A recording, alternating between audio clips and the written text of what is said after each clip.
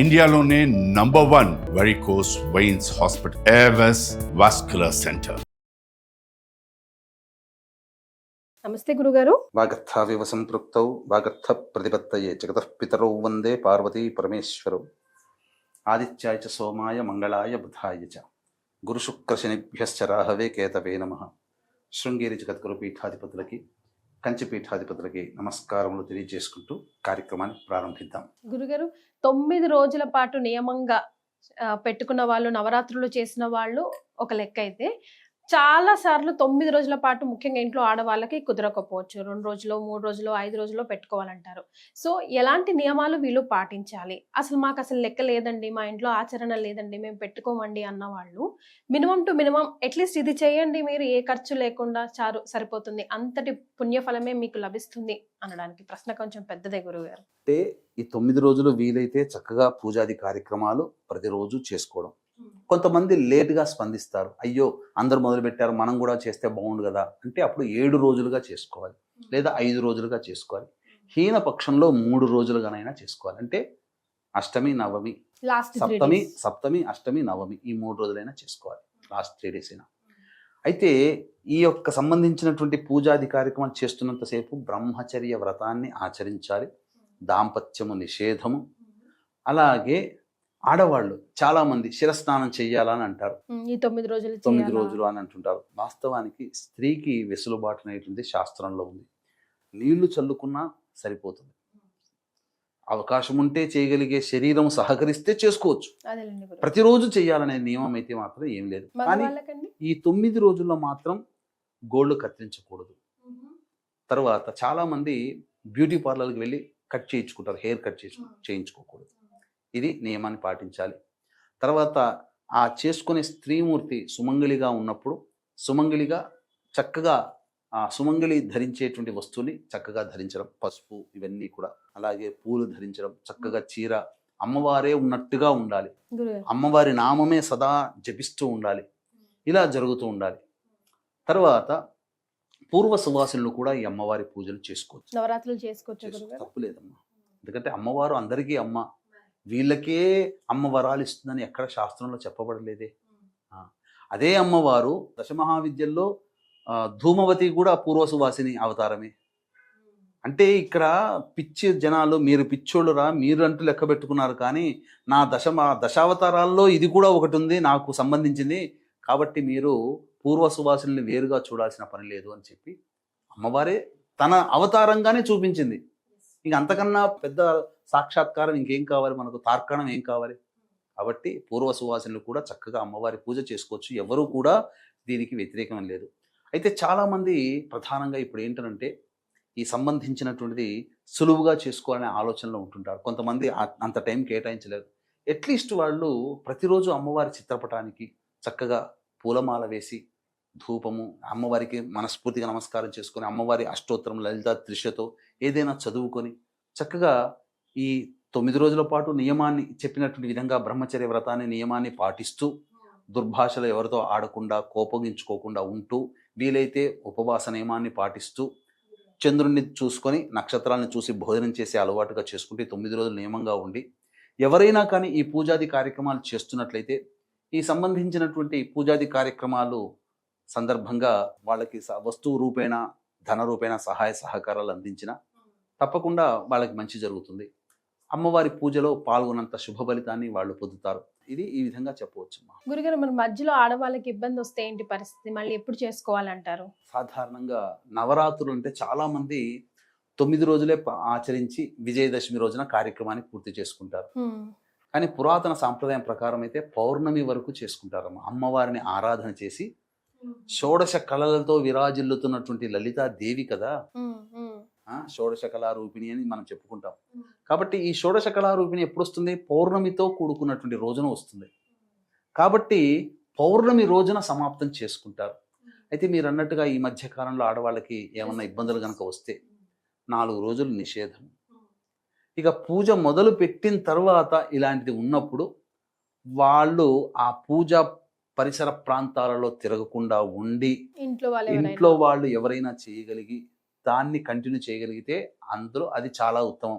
లేదండి మేము అన్ని కలుస్తుంటున్నాం అంటే ఎటువంటి నియమాలు అంటే కనీసం వంటగదిలో కూడా ఆ 4 రోజులు వెళ్ళకూడదు, 3 రోజులు వెళ్ళకూడదు వంటగదిలో.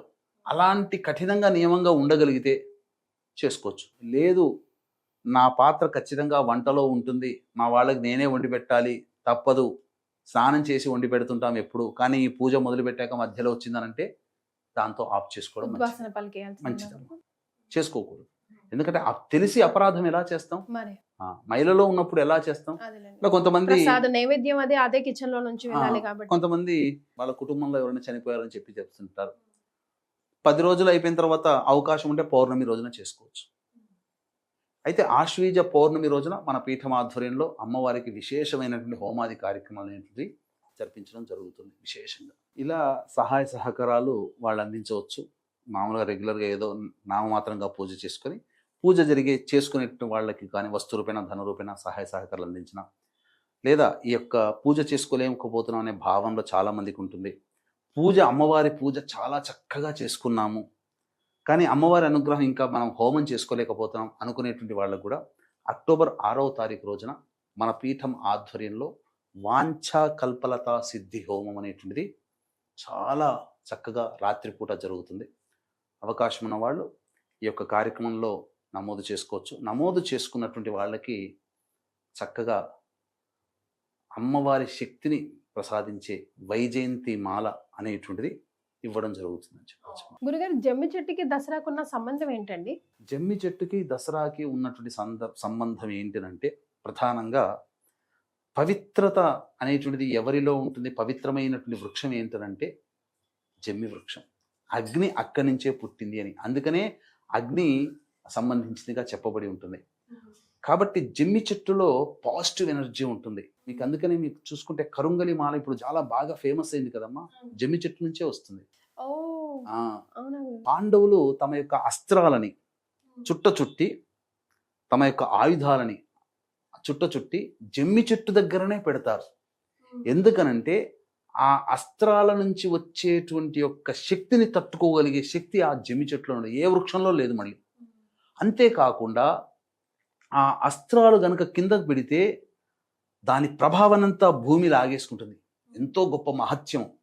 అటువంటి మహత్యము కలిగినటువంటి అస్త్రశస్త్రాల యొక్క శక్తి భూమికి వెళ్లకుండా నిరోధించగలిగేది జమ్మి వృక్షం అని ఆనాడు శ్రీకృష్ణుడి యొక్క ఆజ్ఞానుసారము ఈ సంబంధించినటువంటి ఈ వృత్తాంతం జరిగింది. కాబట్టి చక్కగా అంటే శక్తి నిక్షిప్తమయ్యే ఉండేటువంటిది జమ్మి చెట్టు. గురుగారు, మనం జనరల్ గా విజయవాడ క్యాలెండర్ ని ఫాలో అవుతాం అమ్మవారి రూపంలోకి సంబంధించి కదా, మరి ఏ రోజు ఏ రూపంగా మనం ఈ 9 రోజుల పాటు అమ్మవారిని ఆరాధించాలంటారు? ప్రధానంగా మనకు సెప్టెంబర్ 22వ తారీఖు నుంచి ఈ నవరాత్రులు అనేటువంటివి ప్రారంభమవుతున్నాయి. కాబట్టి రోజుకు ఒక్కొక్క అవతార రూపంలో అమ్మవారిని పూజ చేసుకుని సంపూర్ణమైనటువంటి అవతార స్వరూపిణిగా అక్టోబర్ 2వ తారీఖు దసరా రోజున మనం చేసుకుంటామమ్మా. ఈ సెప్టెంబర్ 22వ తారీఖు రోజున బాలా త్రిపుర సుందరి, అప్పుడే పుట్టినటువంటి బాలికలాగా మనం కొలుచుకుంటాం. బాలా త్రిపుర సుందరి యొక్క అవతారం. 23వ తారీఖు రోజున గాయత్రీదేవి అవతారం. 24వ తారీఖు రోజున ఈ ప్రపంచానికి జ్ఞాన భిక్ష ఏది కావాలంటే అది భిక్ష ప్రసాదించే అన్నపూర్ణాదేవి. అన్నపూర్ణాదేవి సాధారణంగా భోజనమే అనుకుంటారు, కాదు. నాకు జ్ఞానం కావాలనుకున్నవాడు జ్ఞానం ఇస్తుంది, మోక్షం కావాలనుకో మోక్షం ఇస్తుంది. ఏది కావాలని మనం భిక్షగా అడిగితే ఆ భిక్షని ప్రసాదించే దేవియే అన్నపూర్ణాదేవి. అది తర్వాత 25వ తారీఖు రోజున కాత్యాయని దేవి, 26వ తారీఖు రోజున మహాలక్ష్మీదేవి, 27వ తారీఖు రోజున లలితా త్రిపుర సుందరి దేవి రూపంలో, 28వ తారీఖు రోజున మహాచండీదేవి రూపంలో, 29వ తారీఖు రోజున సరస్వతీదేవి రూపంలో, 30వ తారీఖు రోజున దుర్గాదేవి రూపంలో, అక్టోబర్ 1వ తారీఖు రోజున మహిషాసుర మర్దిని రూపంలో, అలాగే అక్టోబర్ 2వ తారీఖు రోజున సంపూర్ణమైనటువంటి రాజరాజేశ్వరి అవతార స్వరూపముగా ఈ నవరాత్రుల్లో అమ్మవారిని కొలిచి సంపూర్ణంగా అక్టోబర్ 2వ తారీఖు రోజున అమ్మవారిని కొలవాలని మనకు చెప్పబడింది. అయితే నార్త్ సైడ్ కల్చర్లో ఒక్కొక్క సాంప్రదాయంలో ఒక్కొక్క రూపంలో అమ్మవారిని కొలుస్తుంటారు. కాబట్టి ఏ సాంప్రదాయం వాళ్ళు ఆ సాంప్రదాయంలో అమ్మవారిని విశేషంగా, కానీ ఎటు చూసినా దుర్గాదేవి, పార్వతీ అమ్మవారి అవతార స్వరూపాలే అన్నీ కూడా. కాబట్టి మనకు ప్రధానంగా విజయవాడ బేస్ మన యొక్క ఆంధ్ర తెలంగాణ ప్రాంత ప్రజలకి. కాబట్టి ఆ దుర్గాదేవి ఆలయంలో ఏ విధమైన అవతారాలు చేస్తుంటారో ఆ ప్రాంతంలో చుట్టుపక్కల నివసించే ప్రజలందరూ కూడా ఇదే ఆచారాన్ని పాటించాలి. సో ఈ రోజు ఈ వీడియోలో నవరాత్రులకు సంబంధించిన అనేక ధర్మ సందేహాలు గురుగారు అయితే నివృత్తి చేశారు. ఒక్కొక్క వీడియోలో మనం డెఫినెట్గా ఈ 9 అవతారాలకి సంబంధించి ఏ రంగు అమ్మవారికి ఇష్టం, ఏ నైవేద్యం సమర్పించాలి, ఏ అష్టోత్తరంతో అమ్మవారిని పూజించాలి, ఆరాధించాలన్న విషయాలు ఒక 9 వీడియోలుగా గురుగారు ఆధ్వర్యంలో మళ్ళీ చేస్తాను. ఇప్పటికైతే రెగ్యులర్ ధర్మ సందేహాలు నవరాత్రులకు సంబంధించి గురుగారు ఆధ్వర్యంలో నివృత్తి సమాధానాలు తెలియజేశారు. చాలా సంతోషం గురుగారు, ధన్యవాదాలు. సర్వం శ్రీ మమహేశ్వర పరబ్రహ్మార్పణమస్తు.